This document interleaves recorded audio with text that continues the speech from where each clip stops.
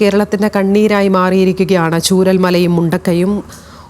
ഉരുൾപൊട്ടൽ ദുരന്തത്തിൽ മരണം 280 എന്നുള്ളതാണ് അനൗദ്യോഗിക കണക്ക്.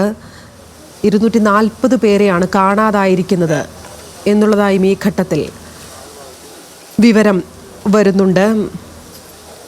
ചാലിയാറിലടക്കം ഇന്ന് തെരച്ചിൽ പുരോഗമിക്കും. കൂടുതൽ യന്ത്രങ്ങൾ എത്തിച്ചാണ് 3-ാം ദിനമായി ഇന്ന് തെരച്ചിൽ നടത്തുക. ഇന്നലെ തന്നെ മണ്ണുമാന്തി യന്ത്രങ്ങളടക്കം സ്ഥലത്തെത്തിച്ച് അതിനുള്ള സജ്ജീകരണങ്ങൾ ചെയ്തു കഴിഞ്ഞു എന്നുള്ളതാണ് മനസ്സിലാകുന്നത്. കൂടുതൽ കട്ടിംഗ് മെഷീനുകളും ആംബുലൻസുകളും സ്ഥലത്തെത്തിക്കും.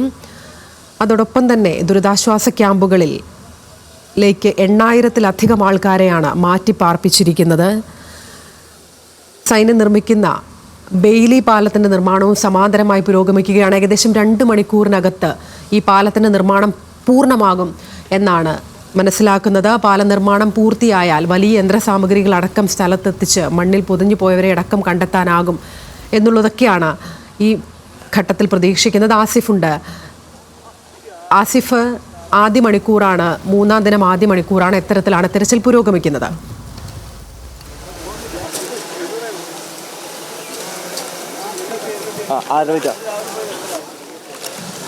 തീർച്ചയായും തിരച്ചിൽ ഇപ്പോഴും പുരോഗമിച്ചുകൊണ്ട് ഇരിക്കുകയാണ്. ഞാൻ നിൽക്കുന്ന ഭാഗത്തടക്കം തകർന്നു പോയ വീടിൻ്റെ അവശിഷ്ടങ്ങൾ കാണാം. ആ വീട്ടിലുണ്ടായിരുന്ന ആളുകളുടെ ഫോട്ടോ അടക്കം ആകെ അവശേഷിക്കുന്നത് ഇതുമാത്രമാണ്. ഈ ഒരു വീട്ടിലടക്കം അവശേഷിക്കുന്നത് ഈ കാണുന്ന ഫോട്ടോകൾ മാത്രമാണ്. ബാക്കി ഒന്നുമില്ലാത്തൊരവസ്ഥ.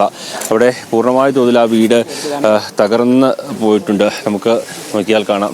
രക്ഷാപ്രവർത്തനത്തിന് വന്ന ആളുകൾ അത് എടുത്ത് കാണിക്കുന്നുണ്ട്. ഈ ഫോട്ടോകൾ ഒക്കെ ഇവിടെ തകർന്നു കിടപ്പുണ്ട്. ഇവരൊക്കെ രക്ഷപ്പെട്ടിട്ടുണ്ടാകണമേ എന്ന് തന്നെയാണ് നമ്മൾ വിചാരിക്കുന്നത്. ആ രക്ഷപ്പെട്ടു പോയ ആളുകളുടെ കൂട്ടത്തിൽ ഇവരൊക്കെ ഉണ്ടാവണം, ആ ഒരു പ്രതീക്ഷയാണ് നമുക്ക് ഉള്ളത്.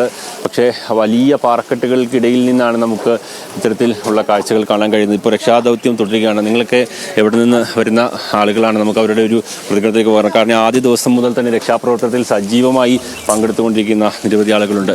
വടകര വരുന്നതാണ്. നമ്മളൊരു ടീം ഇതിന് 2 ദിവസം ഇവിടെ ഉണ്ടായിരുന്നു. അപ്പോൾ അവർ ടയർഡിന് ശേഷം പോയതിനു ശേഷം നമ്മളെത്തിയതാണ്. അതെ, നമ്മൾ കിദ്മ ചാരിറ്റബിൾ ട്രസ്റ്റിൻ്റെ വകയായിട്ട് വന്നതാണ്. നമുക്ക് ഈ ഒരു ദുരന്തഭൂമിയുടെ കാണുമ്പോൾ തന്നെ അറിയാമല്ലേ അതിൻ്റെ ഒരു എത്രത്തോളം? തീർച്ചയായും. എന്താ പറയുക, നമ്മൾ അതായത് നിങ്ങളെ ചാനൽ കൂടെ കാണുമ്പോൾ നമുക്ക് അവിടെ സത്യത്തിൽ നിൽക്കാൻ പറ്റുന്നില്ല. എന്തെങ്കിലും ഒരു അങ്ങനെ ഉണ്ടല്ലോ, ഒരു ഹെൽപ്പ്, ഒരു മീസാകലെങ്കിലും എടുത്ത് വെക്കാൻ പറ്റുമെങ്കിൽ അങ്ങനെ വന്നത് നമ്മളെല്ലാവരും. വളരെ സങ്കടം തന്നെ. തീർച്ചയായും നിരവധി ആളുകളുണ്ട് ഈ രക്ഷാപ്രവർത്തനത്തിൽ സജീവമായി പങ്കെടുത്തുകൊണ്ടിരിക്കുന്നത്. നമുക്ക് കുറച്ച് താഴേക്കൊന്ന് നീങ്ങിയാൽ സജീവമായി തന്നെ അവരുടെ ഒരു രക്ഷാദൗത്യത്തിൻ്റെ ഒരു പ്രതികരണവും മറ്റും ഞാൻ എടുക്കാം. അപ്പോൾ അരുണിന് കൂടുതൽ വ്യക്തമായി ചിത്രീകരിക്കാനും കഴിയും. അങ്ങനെ ആ ഒരു ദൗത്യം അത് ഇങ്ങനെ മുന്നോട്ട് പോവുകയാണ്. നമുക്ക് പലയിടത്തും ഈ വീടുകളുടെ ഒരു തറ മാത്രമാണ് കാണാൻ കഴിയുന്നത്. മറ്റൊന്നും ഇവിടെ നിന്ന് നമുക്ക് നോക്കിയാൽ കാണാൻ കഴിയാത്ത ഒരു സാഹചര്യം. ഇവിടെ ഉണ്ടായിരുന്ന പ്രദേശം മുഴുവൻ അത്തരത്തിൽ ഒലിച്ച് പൂർണ്ണമായും പോകുമ്പോൾ അവിടെ നിന്ന് അതിൻ്റെ ഇടയിൽ നിന്നാണ് നമ്മൾ അല്പം മുമ്പ് കണ്ടതുപോലെ വീട്ടിൽ നിന്ന് ഉണ്ടായിരുന്ന ആളുകളുടെ ഫ്രെയിം ചെയ്ത ഫോട്ടോസും മറ്റും അങ്ങനെയുള്ള കാര്യങ്ങൾ കൂടി നമുക്ക് കാണാൻ കഴിയുന്നുണ്ട്. ഈ രക്ഷാദൗത്യത്തിൽ നിരവധി സന്നദ്ധ സംഘടനാ പ്രവർത്തകർ പങ്കെടുത്തുകൊണ്ട് ഇരിക്കുന്നുണ്ട്. അവരൊക്കെ വളരെ ദുഷ്കരമായ സാഹചര്യത്തിലാണ് അവരടക്കം ഈ ഒരു രക്ഷാപ്രവർത്തനം തുടരുന്നത്. നേവിയുടെ അടക്കം ഉള്ള കൂടുതൽ ഉദ്യോഗസ്ഥർ ഈ ഒരു പ്രദേശത്തേക്ക് എത്തുന്നുണ്ട്. ആർമിയുടെ അടക്കം ഉള്ള ഉദ്യോഗസ്ഥരുണ്ട്. അവർ ഓരോ ഘട്ടവും കൃത്യമായി വിലയിരുത്തി ഈ ഒരു രക്ഷാദൗത്യം അത് മുന്നോട്ട് പോകുന്ന സാഹചര്യമാണുള്ളത്. അങ്ങനെ ഓരോ ഘട്ടത്തിലും എന്താണ് എന്നുള്ളൊരു കൃത്യമായി ഇനി നമുക്ക് ഏതൊക്കെ തരത്തിൽ സാധ്യമാകും എന്നുള്ള ഒരു വിലയിരുത്തൽ. ഇപ്പോൾ കുറച്ച് യുവാക്കൾ ചേർന്ന് അങ്ങോട്ട് രക്ഷാപ്രവർത്തകർക്ക് സുഗമമായി കടന്നു ഒരു പാത ഒരുക്കുന്നത് നമുക്ക് കാണാം. അത് ഈ ഒരു അവശിഷ്ടങ്ങളും മറ്റും ഉപയോഗപ്പെടുത്തി ആ രക്ഷാദൗത്യം സുഗമമായി മുന്നോട്ട് പോകാൻ അവിടെ ഒരു പാത ഒരുക്കാനുള്ള ഒരു ശ്രമവും ഇവിടെ നടക്കുന്നത് നമുക്ക് കാണാം. എന്തായാലും ഈ ദുരന്തഭൂമിയിൽ നിന്നുള്ള രക്ഷാദൗത്യം അത് വളരെ സജീവമായി മുന്നോട്ട് പോവുകയാണ്. നമ്മൾ ആ ഒരു രക്ഷാദൗത്യം നടക്കുന്നതിന് തൊട്ടടുത്തുണ്ട്. പക്ഷേ നമ്മൾ അങ്ങോട്ട് പോയി അവർക്ക് ആ ഒരു രക്ഷാദൗത്യത്തിൽ ഏർപ്പെടുന്ന ആളുകൾക്ക് ഒരു തരത്തിലുമുള്ള ബുദ്ധിമുട്ടുകൾ ഉണ്ടാകാതെ നമ്മൾ ഈ ഒരു ഏറ്റവും സമീപത്തേക്ക് നിന്നുകൊണ്ടാണ് നമ്മൾ ഈ ഒരു രക്ഷാദൗത്യം ഇപ്പോൾ റിപ്പോർട്ട് ചെയ്യുന്നത്. ആ ഒരു വീട് കേന്ദ്രീകരിച്ചുകൊണ്ടുള്ള ഒരു ദൗത്യമാണ് ഉള്ളത്. ഇവിടെയുള്ള ആളാണോ അതോ നമുക്ക് എവിടെയെങ്കിലും വന്നയാളാണ് രക്ഷാദൗത്യം? ഓക്കെ, അദ്ദേഹവും ആ ഒരു പ്രദേശത്തേക്ക് പോവുകയാണ്. എന്തായാലും നിരവധി ആളുകൾ ഈ ഒരു രക്ഷാദൗത്യത്തിൽ സജീവമായി പങ്കെടുത്തുകൊണ്ട് ഇരിക്കുന്നുണ്ട്. എത്രയും പെട്ടെന്ന് ഈ ഒരു രക്ഷാദൗത്യത്തിൽ നമുക്ക് സാധ്യമാകുന്നതെല്ലാം ചെയ്യുക എന്ന് തന്നെയാണ് ലക്ഷ്യമിട്ടുകൊണ്ടിരിക്കുന്നത്. സാറ് ഇവിടെയുള്ള ആളാണോ അതോ രക്ഷാദൗത്യം കൂടെ വന്നാണ്? ഇന്ന് ഒരു ടീം വന്നു പോയതാണ്, രണ്ടാമത്തെ ടീം നെക്സ്റ്റ് ടീം പോയി അതിന് ശേഷം തിരിച്ചു വന്നതാണ്.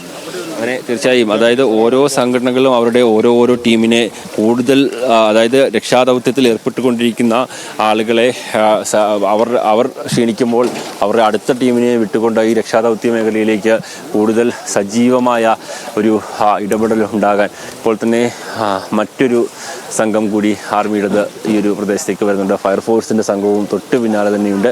അങ്ങനെ ഓരോ സംഘങ്ങളായി തിരിഞ്ഞുകൊണ്ട് ഈ ഒരു പ്രദേശത്ത് നമുക്ക് ചെയ്യാൻ കഴിയുന്നത് എന്തൊക്കെ സാഹചര്യങ്ങളുണ്ടോ അതെല്ലാം അവർ വിലയിരുത്തിക്കൊണ്ടാണ് ഈ ഒരു ചെയ്യുന്നത്. ഇപ്പോൾ നേവിയുടെ ഉദ്യോഗസ്ഥർ ഇപ്പോൾ ഇവിടെ എത്തിയിട്ടുണ്ട്. അവരും ഇപ്പോൾ ഈ ഒരു സെർച്ചിങ് ഓപ്പറേഷൻ്റെ ഭാഗമായി ആ ഒരു പ്രദേശത്തേക്ക് കടന്ന് പോവുകയാണ്. അങ്ങനെ വലിയ രീതിയിൽ ആ ഒരു ഏകോപനവും ഒരുമിച്ചുള്ള ഒരു മുന്നോട്ട് പോക്കുമാണ് നമുക്ക് ഇവിടെ നിന്ന് കാണാൻ കഴിയുന്നത്. നമ്മളുടെ ഓരോ ഡിപ്പാർട്ട്മെൻറ്റും നേവിയും ഫയർഫോഴ്സും നമ്മുടെ സൈന്യവും അങ്ങനെ ഓരോ ഈ ഡിപ്പാർട്ട്മെൻറ്റും ഇത്തരത്തിൽ മുമ്പോട്ട് പോയിക്കൊണ്ട് ഇരിക്കുന്നുണ്ട്. അതോടൊപ്പം നമുക്ക് ദൃശ്യങ്ങളിൽ കാണാൻ കഴിയും കൂടുതൽ സജ്ജീകരണങ്ങൾ അവിടെ നിന്ന് നമുക്ക് പുറത്തേക്ക് എത്തിക്കാൻ ആവശ്യമായുള്ള കൂടുതൽ സജ്ജീകരണങ്ങൾ അടക്കം ചെയ്തുകൊണ്ടാണ് ഓരോ വിഭാഗവും ഈ ഒരു പ്രദേശത്തേക്ക് എത്തുന്നത്. നിരവധി സന്നദ്ധ